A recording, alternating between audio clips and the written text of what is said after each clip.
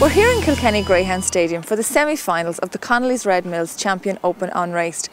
John, we've just watched the two semi-finals. They were fantastic. Absolutely, yeah. The first one was won by Owen McKenna's from Trap 3 there, ran really well.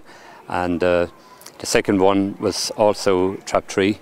Dolores Ruth. Dolores Ruth. So this dog, and the bookies, I think, got that wrong during the week. They had her priced up at 16 to 1. 16 to 1, yeah. We should have been on. We should have been. We should have been. Yeah.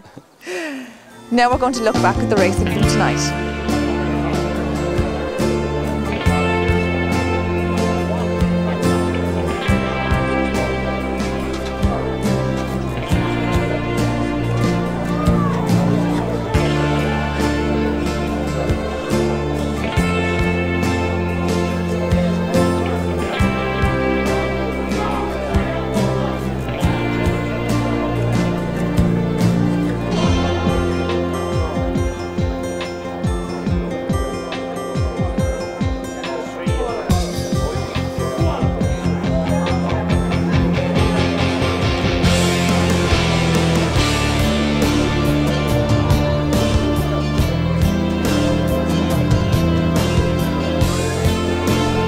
Damien, you must have been delighted with the win tonight. Yeah, delighted where he ran. Like, he had no chance really the first two rounds. He was drawn trap 6, but he got his trap draw tonight and seemed to show a bit of early pace, and he stays strong, so we're happy enough. But drawing trap 5 now in the final is going to be a bit of a disaster. But sure, listen, he's in the final anyway, he can win it. Absolutely. And what way is he bred? He's ace high rumble out of any time soon. It makes him a half brother to Fiery Splendour, like, and if he can follow his path now, we'll be going all right. Absolutely. And then Wimbledon, how are things going over there? Things are going so far so good anyway. Like, they all seem to be well. I know we lost Farlow Calvin during the week, but it's nothing too serious. Rooney and Fiery Splendour seem to be 100%. So listen, they've got okay trap draws, tough heats, but they should come through with a bit of luck. Like, fingers crossed. And Damien, how does Sinead feel about the, I don't know what to say, is going on between yourself and Carly Philpott? Sure. Sinead was over in Ireland, sure. And what happens in Wimbledon stays in Wimbledon. I'm sure Sinead will be absolutely thrilled with that statement. Sure, listen, I wouldn't mind going over seeing her now for the final, so we'll see you in the final, Carly.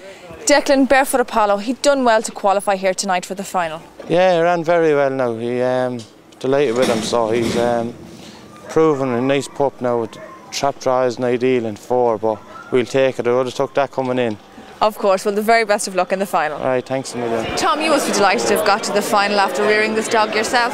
Oh yeah, well, I'm actually thrilled now that he got to the final. You know, that he's improving that little bit every night, I suppose. Good. And it's good. And out of all the pups that you could have bought, why did you decide to buy this one? Well, I always buy from Sean Mead, and we have been lucky with him, and then we go for Morris and myself, my partner, we kind of go to buy the best of what we would call the best of breeding. Yeah. And Sean picks them out for me and sends them up to me. I don't go down at all. Very good, very good. And as you said, like, he's improving with every run. Well, we think he is anyway, and he's showing it there. He's doing his best. He's one to watch for the future.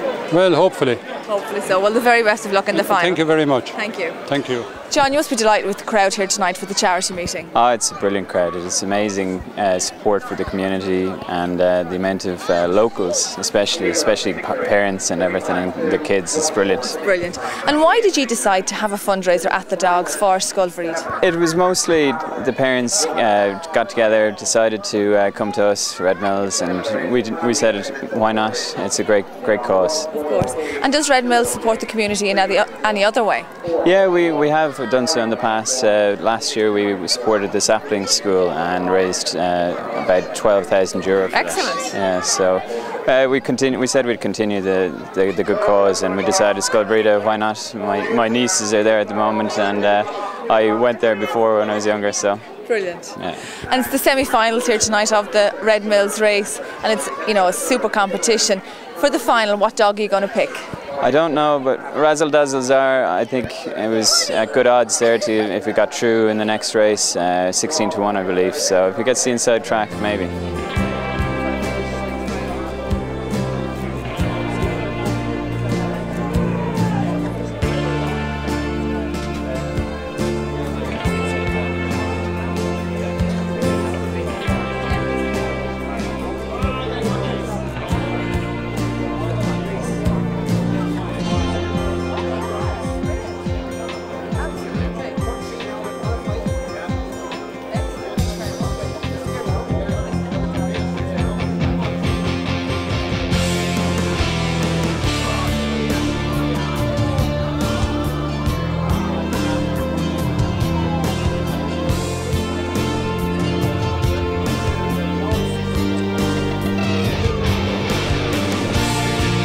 Congratulations, Dolores, that was some performance. Yeah, super run.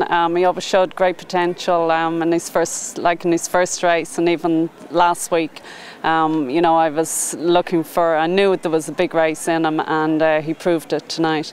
I think he's going to be a real good dog. Brilliant, and he's a homebred dog. Yes, he'd be actually three-quarter brother to George and JFK and Kingo. So he's bred in the purple, and he's out of Razldazl who's a sister to Makeshift. So, you know, it's absolutely fantastic breeding, and he's a smashing dog with a great temperament.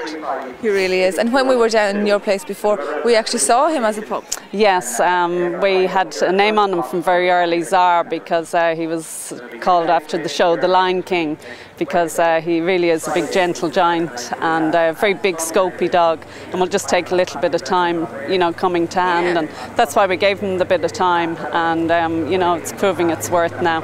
It is indeed. And his other siblings, have they ran yet? Yes, they're running in the Produce Stakes. Danan, he ran well out of Trap 6 and qualified, and there's Yates, and I'm qualifying Rambo tonight, and we have one other in the litter, but he went to Germany, so he'll be racing out in Germany. So, you know, they look a real nice litter and just coming to hand now, and they're still very young.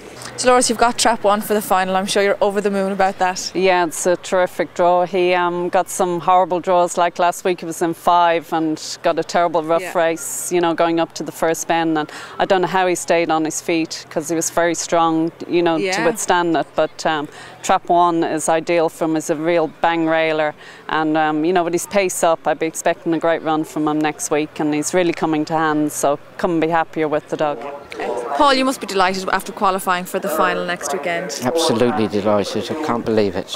It'll make the trip home to Monaghan a little shorter. A wee bit shorter, yeah, absolutely. I'll be smiling to myself all the way up the road. Of course. He's a homebred dog. Tell me a little bit about his breeding. The bitch was a maiden bitch, and I knew Christmas box when he started racing in Tralee, or I spotted him, and he just come in the Sporting Press, and I said he's implicitly bred, so I took a chance with them, and the litters turned out fantastic, you know. Yeah. The brother has made the Comerford Puppy Final and run a couple of good rounds in the Puppy Derby, and running in Northern Ireland now, and probably one of the upper dogs in Northern Ireland, you know. And the sisters after winning her 3 open races in England, so delighted. Super. Yeah. And have you any other litters on the ground at the moment? Makeshifts, they've started.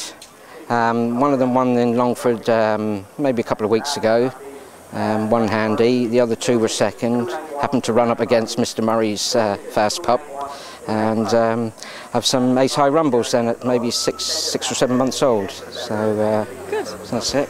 And do you plan to sell this dog long term or keep him? Everything's for sale at the right price, you know. Of course. But my son's involved in the dog as well, so we'll see what he says as well, you know. Of course. And then trap number 2, I know you've got 5 every other night, but you've got trap 2 for the final. Are you happy with that? Couldn't be better, couldn't be better. The dog goes up well, and he fought his corner tonight, so delighted, you know. Declan, you've JT Valencia through to the final. That's 2 dogs, you must be delighted. Yeah, I'm very happy now. He missed it a bit tonight and got a bit of trouble, and done very well now to qualify, so very happy now. So it's good for John Turner. He bought him now out of the first round, so he's in 3 in the final, so we'll take that. Happy enough? Happy enough. Tom, the racing's over and the trials are taking place, but tonight there was a super crowd here for the benefit meeting. There was a massive crowd, yeah, full of kids, and it was for a benefit night for a school in Goresbridge, which is brilliant. Now it's great to get people out that normally wouldn't be here.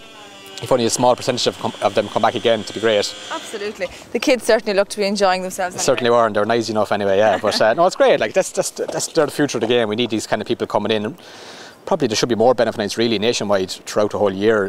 We have to try and incorporate outsiders into the game, and of course there's loads of GA clubs and schools and charities that need to raise funds, and it's a great way of doing it, and it's a great social night out for them all as well. Absolutely.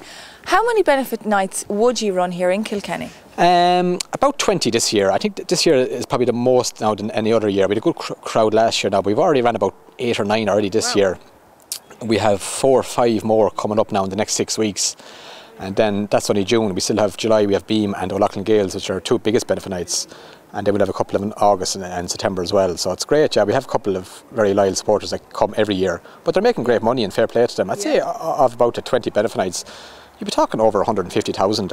Wow. Between them all, like, you know, some of them make 20,000 plus, which is great. Some of them smaller charities and smaller clubs are happy just to make 7,000-8,000. It's a lot of money. When I say just for 7, it's still great money, like, you know, and it's great for them, and that keeps them going for the year, you know. Of course. And then next Sunday night, we're all looking forward to the 25th running of the Connolly's Red Mills race. Tell us what you have in store for us. Yeah, 25th year, so we said we had to try and do something. We had to try and mark the occasion. Of course. In fairness, it's unbelievable sponsorship from Connolly's. It's unbelievable loyalty to do it 25 years running.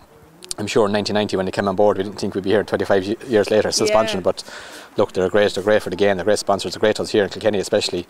I've contacted the last 24 winners, the 25th winner will be this year, and we're hoping to parade all the past winners going back from 1990 up until Sunday week. Fantastic. And I've made contact with 90% of them at this stage, and most of them are coming anyways. I'll be hoping nearly all of them will come on the night.